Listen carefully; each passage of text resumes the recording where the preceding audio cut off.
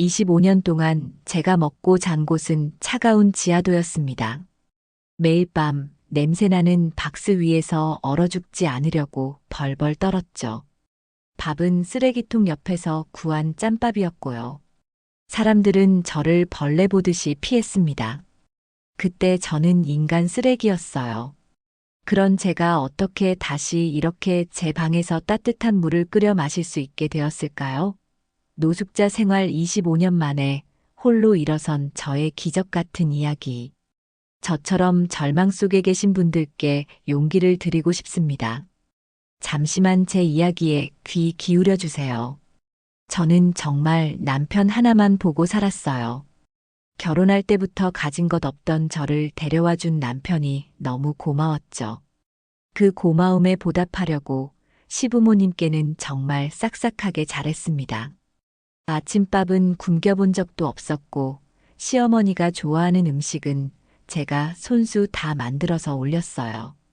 명절이나 집안 행사가 있을 때도 저 혼자 새벽부터 밤늦게까지 부엌에서 일했죠. 친척분들이 저를 보고 저렇게 시집살이 잘하는 며느리는 없다고 칭찬할 때마다 저는 그게 제 행복인 줄 알았어요. 우리 시골 아주머니들은 다들 그렇게 살았잖아요. 남편 잘 모시고 시댁에 헌신하는 것이 여자가 사는 길이라고 배웠으니까요. 저는 그걸 의심해 본 적이 없었습니다. 그저 남들처럼 열심히만 살면 되는 줄 알았죠. 하지만 겉만 번지르르한 착한 며느리 가면 뒤로 남편의 차가운 눈빛과 시댁의 무시가 슬금슬금 다가오고 있었다는 걸 저는 정말 몰랐어요. 어느 날부터인가 남편이 저를 피하기 시작했죠. 퇴근 시간이 늦어지는 날이 많아지고 밤에 잠자리에 들어도 등을 돌리고 자는 일이 잦아졌습니다. 저는 그저 요즘 일이 힘든가 보다, 나이가 드니 부부 사이도 시들해지는가 보다 하고 더 잘해주려고 노력했어요. 남편이 좋아하는 반찬을 하고 밤늦게까지 기다려서 따뜻한 국을 끓여줬죠. 지금 생각해보면 제가 너무 순진했어요. 아니, 어쩌면 현실을 인정하고 싶지 않아서, 무서워서 외면하고 싶었는지도 모릅니다. 결국 올 것이 왔죠. 딱 40살 되던 해, 남편이 제 얼굴도 제대로 보지 않고 이혼 서류를 탁 하고 식탁 위에 던졌습니다. 그 서류를 보는 순간 제 머릿속은 하얘졌어요. 제가 뭘 잘못했냐고 제발 말해보라고 울면서 물었지만 남편은 한마디도 대답하지 않았습니다. 그냥 더 이상 너랑 살 수 없다는 차가운 말만 했죠. 그리고 더 기가 막힌 건 시댁 식구들이었어요. 시아버지는 제가 애를 낳지 못해서 대를 이을 수 없으니 당연히 남편이 이혼을 요구할 수밖에 없다고 말씀하셨죠. 시어머니는 제가 결혼할 때 가져왔던 짐을 대충 가방 하나에 쑤셔 넣더니 깨끗하게 정리하고 나가라. 너는 이제 우리 집 식구가 아니다라며 저를 집에서 쫓아내듯 내보냈습니다. 마치 제가 더러운 물건이라도 된 것처럼요. 그때 심정은요, 세상이 무너지는 것 같았어요. 땅이 꺼지고 하늘이 노랗게 변하는 것 같았죠. 이혼 서류에 도장 찍고 나오니 제 손에 남은 건 달랑 작은 가방 하나. 저는 정말 갈 데가 없었어요. 친정은 제가 결혼하면서 인연을 끊은 지 오래였고 친구들에게 이런 비참한 모습을 보여주고 폐를 끼치기도 싫었죠. 한참을 멍하니 길을 걷다가 인적이 드문 지하철역 구석에 쪼그리고 앉았습니다. 그때 제 나이가 40이었어요. 너무 서럽고 무서웠죠. 가장 믿었던 가족에게 버려졌다는 그 상처가 제일 아팠어요. 제가 이제 누구의 아내도 아니고 누구의 며느리도 아니라는 현실이 저를 이름 없는 노숙자로 만들었죠. 그날부터 제 삶의 아주 긴 겨울이 시작됐습니다. 세상에 대한 절망과 배신감만 남은 채 저는 생전 처음으로 길 위에서 밤을 맞았습니다. 노숙 생활에서 제일 무서운 게 뭘까요? 사람들은 배고픔을 떠올리겠지만 저는 배고픔보다 더 무서운 것에 떨었습니다. 바로 잠 잘 곳이었죠. 날이 어두워지기 시작하면 제 심장은 쿵쾅거렸습니다. 지하철역 구석, 다리 밑, 으슥한 공원 벤치. 조금이라도 사람들이 없는 안전해 보이는 곳을 찾아다녀야 했어요. 왜냐하면 저 같은 여자 노숙자에게는 밤이 되면 세상이 더 무서워졌거든요. 험한 사람들이 다가와서 저를 해치지 않을까 무서워서 잠도 제대로 못 잤습니다. 저는 밤새도록 눈을 뜨고 있다가 새벽에 잠깐 선잠을 자는 게 전부였죠. 잠든다는 건 저에게 허락되지 않은 사치 같았습니다. 겨울에는 정말 얼어 죽을 뻔했어요. 박스를 몇 겹 깔아도 온몸이 시려서 잠이 오질 않았습니다. 발가락 끝부터 서서히 감각이 사라지는 것 같았죠. 그때는 차라리 눈을 감아버릴까, 그냥 이대로 숨이 멎었으면 좋겠다고 수없이 생각했어요. 추위뿐만이 아닙니다. 씻지도 못하고 머리는 엉망인 채 냄새나는 저를 사람들이 벌레 보듯이 피할 때, 아, 나는 이제 사람이 아니구나 하는 슬픔이 밀려왔어요. 길을 가던 아이들이 저를 보고 깔깔 웃으며 손가락질할 때 제 자존심은 완전히 바닥났죠. 그 누구에게도 말할 수 없는 혼자만의 비참함이었어요. 제가 숨 쉬는 것조차 세상에 폐를 끼치는 것 같았습니다. 힘들 때마다 작은 친절에 목숨을 걸기도 했습니다. 가끔 노인분들이나 아주머니들이 따뜻한 국밥 한 그릇이나 봉투를 주고 가실 때가 있어요. 그때는 정말 저도 모르게 눈물이 왈칵 났죠. 세상에 아직 따뜻한 사람이 남아있구나 하는 생각에요. 하지만 또 어떤 날은 같은 노숙자들 사이에서도 다툼과 폭력이 일어났어요. 서로 잠자리를 차지하려고 싸우고 가진 것을 빼앗으려 들죠.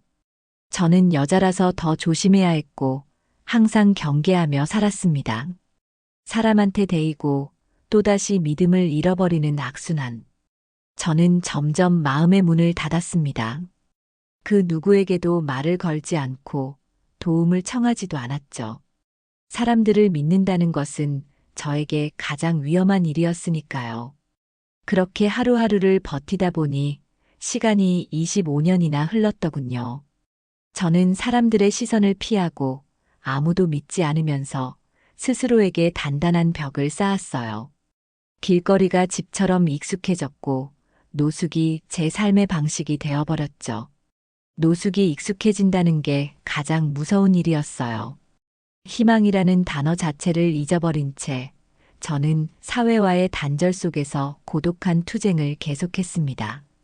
25년 동안 저는 저를 버린 사람들을 원망하고 이 비참한 삶을 주저했어요.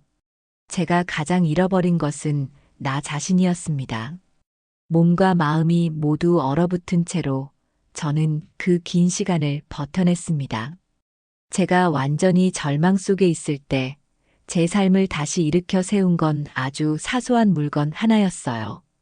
어느 날 쓰레기 더미를 뒤지다가 깨진 도자기 조각을 봤습니다.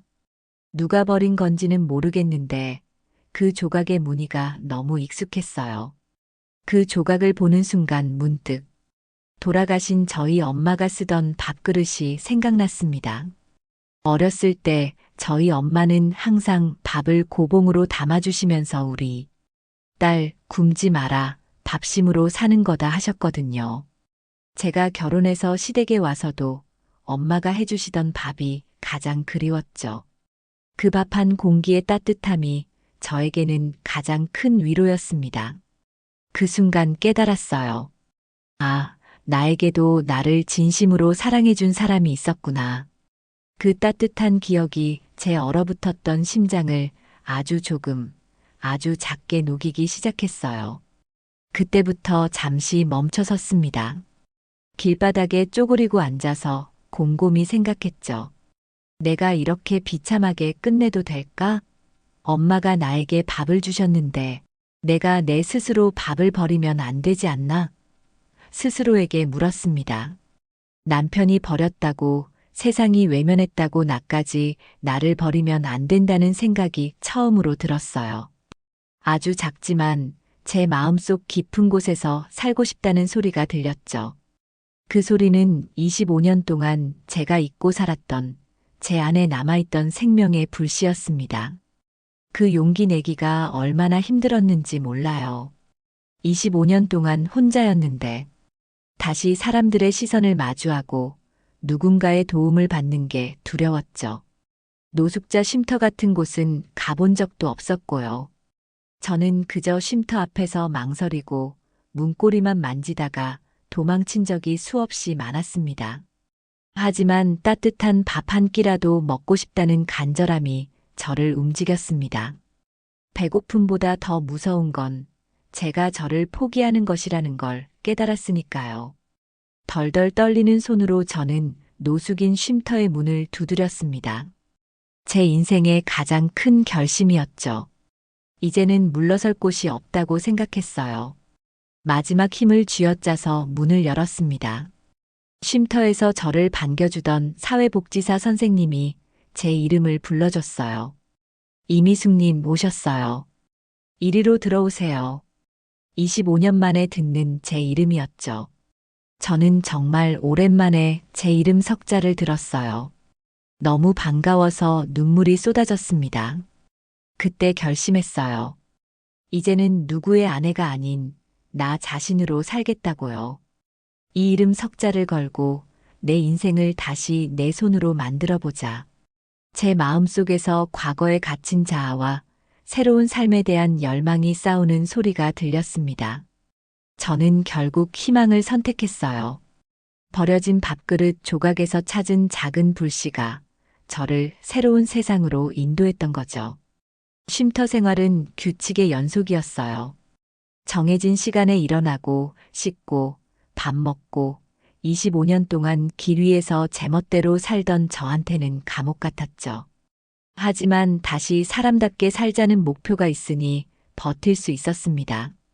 가장 먼저 한 건 쉼터에서 시켜주는 대로 이발소 가서 헝클어진 머리 자르고 깨끗하게 씻은 일이었어요. 거울에 비친 제 모습이 낯설면서도 이제 좀 사람 같다는 생각이 들었죠. 그때 처음으로 제 자신에게 미안한 마음이 들었어요. 그동안 너무 나를 방치했구나 하고요. 쉼터 선생님이 저를 데리고 직업훈련소에 갔습니다. 뭘 해야 할지 막막했죠. 25년간 일이라는 걸 안 해봤으니 저는 손재주가 좋다는 말을 들어서 재봉틀 기술을 배우기로 했어요. 처음에는 손이 굳어서 재봉틀 바늘에 찔리고 천을 엉망으로 망치고 좌절했죠. 손가락에서는 피가 났고 온몸은 두들겨 맞은 것처럼 아팠습니다. 나는 이것도 못하나, 나는 정말 쓸모없는 사람인가 싶어서 뜨거운 눈물이 났어요. 선생님께 죄송해서 몰래 화장실에서 울기도 했습니다. 남들보다 배우는 속도도 느리고 체력도 달려서 몸이 너무 힘들었죠. 하지만 포기할 수 없었습니다. 다시 길거리로 돌아가는 건 죽음보다 더 무서웠으니까요. 한 번은 너무 힘들어서 새벽에 짐 싸서 쉼터를 도망치려고 했어요. 차가운 길바닥이 오히려 편할 것 같았죠. 그 익숙한 고독이 저를 유혹했습니다. 그때 쉼터 선생님이 저를 붙잡고 말씀하셨어요. 이미숙님 25년도 버티셨는데 딱 석 달만 더 버텨봅시다. 석 달만 더 참고 견디면 분명 길이 보일 겁니다. 그 말에 정신이 번쩍 들었죠. 맞아요. 포기하는 건 쉽지만 이제 와서 노숙자로 돌아갈 수는 없었습니다. 저는 굳은 마음을 먹고 다시 재봉틀 앞에 앉았어요. 피가 나도록 연습하고 잠자는 시간을 줄여서 기술을 익혔죠. 손가락이 아파서 잠을 설치는 날도 많았지만 저는 이를 악물고 버텼습니다. 결국 저는 재봉틀 훈련을 끝냈습니다. 제 손바닥에는 상처투성이 굳은 살이 박혔죠. 이 굳은 살이 저에게는 25년 동안 멈췄던 내 인생의 나이테 같았어요. 이젠 다시 무너지지 않을 단단한 힘을 가졌다는 증거였죠. 육체적 고통을 이겨내고 재활 과정의 막막함을 극복해낸 저 자신이 대견했습니다. 이제 기술을 배웠으니 저는 세상으로 나가야 했습니다. 하지만 세상의 편견은 제가 생각했던 것보다 훨씬 더 강하고 차가웠어요. 재봉틀 기술을 가지고 작은 공장에 면접을 보러 갔어요. 쉼터 선생님이 사주신 새 옷을 입고 머리도 단정하게 빗고 갔죠. 면접관은 제 이력을 묻더군요. 25년 경력 단절을 숨길 수 없었기에 제가 솔직히 노숙인 쉼터에서 자활훈련을 받고 나왔습니다라고 말했더니 그 면접관의 표정이 순식간에 싹 바뀌었어요. 마치 더러운 것을 본 것 같았죠.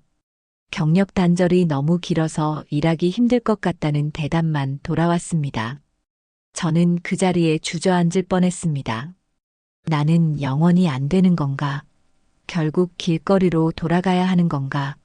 하는 절망감에 휩싸였죠. 수십 번을 거절당했어요. 수십 번 거절당하고 지쳐있을 때 동네 작은 세탁소 할머니 한 분을 만났어요. 저는 세탁소 앞에서 혹시 일자리가 있을까 망설이고 있었죠. 그 할머니는 낡은 작업복을 입고 계셨지만 눈빛만은 정말 따뜻했습니다. 제가 사정을 다 들려드리자 할머니는 제 손을 잡고 자네 손기술이 야무지구먼. 여기서 같이 일해보겠나? 하시더군요. 월급은 적었지만 저를 사람 대 사람으로 대해주는 그 따뜻한 눈빛이 너무 감사했어요. 저는 그 할머니에게 제 인생의 은인이라고 생각했습니다. 그 세탁소 할머니 덕분에 저는 세상과의 연결고리를 다시 만들 수 있었죠. 직장 생활은 25년 만이었어요. 동료들과 이야기하는 것도 어색하고 사람들 눈치를 보느라 밥도 제대로 못 먹었죠. 제가 노숙자였다는 걸 알게 될까봐 노심초사했어요. 행여나 저 때문에 세탁소에 피해가 갈까봐 걱정했죠. 하지만 저는 묵묵히 제 일만 했어요. 실수해도 곧바로 미안하다고 말하고 남들보다 2배로 열심히 배웠습니다. 손님들의 옷을 제 옷처럼 정성껏 다루었죠. 동료들은 처음에는 저를 피하는 것 같았지만 제가 진심으로 대하고 열심히 일하는 모습을 보더니 조금씩 마음을 열어줬습니다. 직장 동료들과 함께 웃고 이야기하는 사소한 순간들이 저에게는 너무나 귀한 행복이었습니다. 몇 달 일해서 받은 월급을 통장에 넣었을 때 정말 가슴이 터지는 줄 알았어요. 비록 작은 돈이지만 이건 누구에게도 빌린 것이 아닌 제가 제 손으로 땀 흘려번 돈이었죠. 아, 나도 세상에 쓸모 있는 사람이구나 하는 감격에 한참을 울었습니다. 사회의 편견과 싸우고 사람들과 다시 관계를 맺는 것이 정말 힘들었지만 저는 포기하지 않았어요. 이제 저는 제 힘으로 집을 얻어야 했습니다. 길바닥이 아닌 제 이름을 걸고 편히 쉴 수 있는 작은 보금자리가 필요했습니다. 저는 월급의 대부분을 악착같이 모았습니다. 이제 길바닥이 아닌 제 방에서 잠을 자고 싶었거든요. 25년 동안 꿈꿔왔던 소원이었죠. 밥도 최소한으로 먹고 옷도 얻어 입었어요. 누가 보면 구두쇠라고 할 정도로 모았죠. 혹시라도 모은 돈을 잃어버릴까봐 매일 밤 베개 밑에 넣고 잤습니다. 제 꿈을 향한 간절함이었어요. 노숙 생활 25년 동안 제가 가장 간절히 바랐던 건 따뜻한 방 한 칸이었으니까요. 돈이 모이는 통장을 볼 때마다 저는 다시 길거리로 돌아가지 않겠다는 다짐을 수없이 했습니다. 드디어 작은 월세방을 구했습니다. 보증금은 아주 적었지만 저에게는 너무나 큰 돈이었죠. 부동산 아저씨 앞에서 계약서에 제 이름을 쓸 때 손이 너무 떨려서 글씨가 삐뚤빼뚤했어요. 아저씨가 이상하게 볼까봐 조마조마했죠. 25년 만에 주소라는 게 생긴 거예요. 그때 그 감격은 아마 평생 잊지 못할 겁니다. 이제 비가 와도 피할 곳이 생겼다는 안도감. 누가 저를 쫓아내지 않을 것이라는 평화로움. 저는 계약서를 품에 안고 한참 동안 길거리에서 울었습니다. 마치 세상 모든 것을 다 가진 기분이었죠. 방에 들어가니 썰렁했어요. 벽지는 낡았고 방은 작았습니다. 하지만 그 빈 공간이 너무 좋았습니다. 제 마음대로 할 수 있는 공간이었으니까요. 저는 쉼터에서 쓰던 이불과 옷가지 외에는 아무것도 없었기에 중고 가구점에서 작은 이불이랑 냄비를 샀어요. 남들이 보면 별것 아닌 물건인데 제게는 희망의 증거였죠.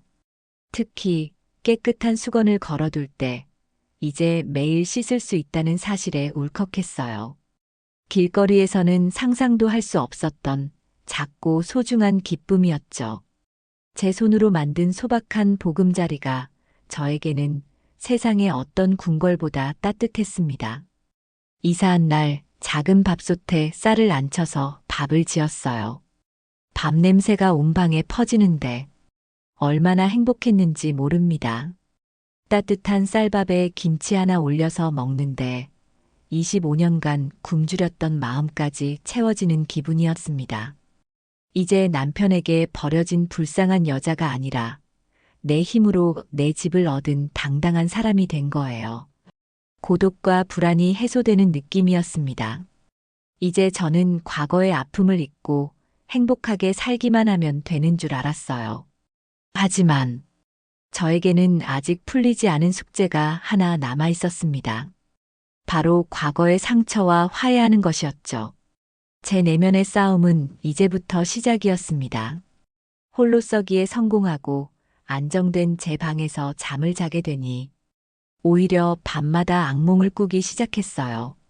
꿈속에서 남편과 시댁 식구들이 저를 비웃고 저는 다시 길바닥에 주저앉았죠. 저는 그들을 원망하고 미워하는 마음보다 왜 나는 저들에게 당하고만 살았을까? 왜 나는 내 인생을 지키지 못했을까 하고 스스로를 자책하고 미워하는 마음이 더 컸어요. 25년 동안 저는 저를 버린 사람들을 미워하느라 정작 저 자신을 사랑할 생각을 못했던 거죠. 이 내면의 갈등이 저를 괴롭혔습니다. 밤이 되면 눈을 감을 수가 없었고 우울함이 다시 저를 덮쳤죠. 오랜 세월 동안 내가 문제라서 버림받았다. 내가 부족해서 쫓겨났다고 생각했어요. 아마 많은 시니어 여성분들이 저와 비슷한 마음일 거예요. 나는 부족하다. 나는 운이 없다는 부정적인 생각의 굴레에서 벗어나는 게 가장 힘들었습니다. 이건 남편을 용서하고 있는 것보다 더 어려운 일이었죠. 저는 저 스스로를 용서하고 사랑하는 법을 몰랐으니까요. 저는 거울을 보면서도 제 눈을 똑바로 마주치지 못했어요. 제 얼굴에 쓰여 있는 과거의 고통을 보는 게 싫었죠. 계속해서 저는 스스로에게 상처를 주고 있었습니다. 어느 날 거울을 보다가 깨달았어요. 제가 남편과 시댁에게 버려졌을 때부터 저도 저 자신을 계속 버리고 있었다는 것을요. 그때부터 매일 아침 거울을 보며 말했어요. 이미숙, 괜찮아. 내 잘못이 아니야. 넌 충분히 잘했어. 이 단순한 말이 제 마음의 굳은 살을 녹이기 시작했습니다. 25년 동안의 고통은 남의 잘못이 아니라 제가 저를 미워했던 시간이었구나 하고 깨달았죠. 저는 이제 저 자신을 가장 소중한 사람처럼 대하기 시작했습니다. 밥을 먹을 때도 나를 위해 따뜻하게 차려 먹고 잠을 잘 때도 나를 위해 깨끗한 이불을 덮었죠. 저는 그들을 미워하는 대신 그 과거의 아픔을 나를 단련시킨 재료로 쓰기로 했습니다. 이제 그들에게 안갚음할 필요도 미워할 필요도 없어요. 저는 제 힘으로 일어섰으니까요. 과거의 짐을 내려놓고 이제 진짜 나의 삶을 살아가겠다고 다짐했어요. 내면의 자책과 자기 용서를 통해 저는 진정한 평화를 얻었습니다. 더 이상 저는 과거의 노숙자가 아닙니다. 저는 제 삶의 주인이 된 거예요. 노숙 생활 25년, 그 긴 시간이 저에게 가장 소중한 선물을 줬습니다. 그건 바로 나 자신의 힘을 믿게 된 거예요. 돈도 남편도 집도 아닌 제 마음속의 단단한 믿음이 가장 큰 보물이었습니다. 세상은 언제든 저를 버릴 수 있지만 저 자신은 절대 저를 버리지 않겠다고 다짐했어요. 여러분에게도 그 보물이 분명히 있을 겁니다. 여러분의 마음속에 있는 강인한 힘을 믿으세요. 그걸 찾아내는 게 인생의 가장 큰 숙제입니다. 저는 그걸 25년 동안 찾았고, 이제는 절대 놓치지 않을 거예요. 혹시 지금 나이가 많아서, 돈이 없어서, 힘든 일이 있어서 주저앉아 계신 분이 있다면, 이 말을 꼭 해드리고 싶어요. 지금 시작해도 절대 늦지 않습니다. 저는 40에 버림받아 65에 홀로 서기에 성공했어요. 늦었다고 생각하는 그 시간이 바로 새로운 시작의 기회입니다. 새로운 것을 배우고 작은 목표부터 시작하세요. 저처럼 재봉틀 기술을 배우지 않아도 괜찮아요. 매일 아침 일찍 일어나 산책하는 것부터 시작해도 됩니다. 중요한 건 멈추지 않는 것입니다. 포기하지 않고 한 걸음씩 나아가는 그 자체가 바로 성공이니까요. 너무 먼 미래를 보지 마세요. 앞으로 10년은 어떻게 살지 하고 생각하면 막막하니까요. 저처럼 딱 하루, 오늘 하루만 버티자, 오늘 할 일만 하자라고 생각하세요. 그 하루하루가 모여서 25년을 이기고 저를 이 자리에 있게 했습니다. 작은 목표부터 시작하면 됩니다. 예를 들어, 오늘은 꼭 20분 걸어보자. 오늘은 친구에게 안부전화 한 통 해보자 이런 것들 말이에요. 작은 성취가 모여서 여러분에게 큰 용기와 희망을 줄 겁니다. 제가 25년간 깨달은 건 인생은 하루하루를 쌓아가는 벽돌과 같다는 겁니다. 저는 여전히 작은 방에 살고 세탁소에서 열심히 일해요. 화려하지는 않지만 제 힘으로 떳떳하게 사는 이 삶이 너무나 소중합니다. 여러분의 삶도 충분히 값지고 아름다운 드라마예요. 여러분이 겪은 아픔과 고난은 여러분을 더 단단하게 만들었을 겁니다. 용기를 잃지 마시고 여러분 자신의 손으로 행복을 만들어 가세요. 저처럼요. 저는 이제 과거에 얽매이지 않고 하루하루 감사하며 살고 있습니다. 오늘 준비한 이야기는 여기까지입니다. 저의 이야기를 들어주셔서 진심으로 감사합니다. 여러분의 인생도 항상 평화롭고 따뜻하기를 바랍니다. 힘내세요.